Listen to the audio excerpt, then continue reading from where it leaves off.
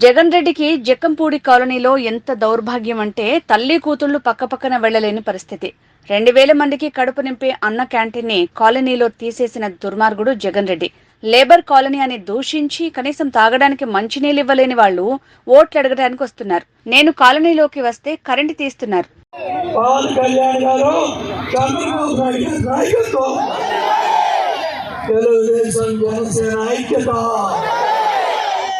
ఏమా హాస్పిటల్లో మందులు ఉన్నాయా?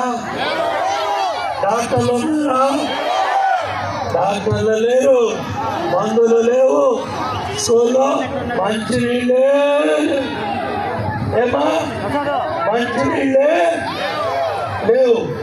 కాబట్టి గంజాయి పేర్చుకోవాలన్నా, ప్లేట్ పేర్చుకోవాలన్నా, పారిశుద్ధ్యం శుభ్రంగా ఉండాలన్నా, ఏమా లైట్లు ఎలగాలన్నా, మంచినీరు సమస్య పరిష్కారం కావాలన్నా సైకిల్ గెలవాలి, సైకిల్ గెలవాలి, చంద్రబాబు నాయుడు గారు రావాలి, తెలుగుదేశం జనసేన గెలవాలి, తెలుగుదేశం జనసేన ఐక్యత, తెలుగుదేశం జనసేన ఐక్యత, తెలుగుదేశం జనసేన ఐక్యత.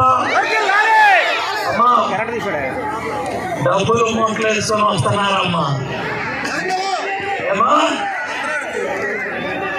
ఎంపీ కేసీఆర్ కానీ వైసీపీ నాయకులు డబ్బులు మూటలు వేసుకొని అసత్య ప్రచారం చేస్తూ మళ్ళీ మనకి కులాలు మతాలు రెచ్చగొట్టి ఓట్లు దండుకోవాలని మళ్ళీ వైసీపీ నాయకులు వస్తున్నారమ్మా.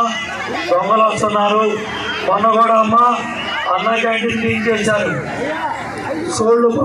సోళ్ళు సరిగా లేవు, రైతు బజార్ లేదు, ఏమా గంజాయి పేల్చి బ్రేక్ పేల్చి లైట్లు వెలుగు.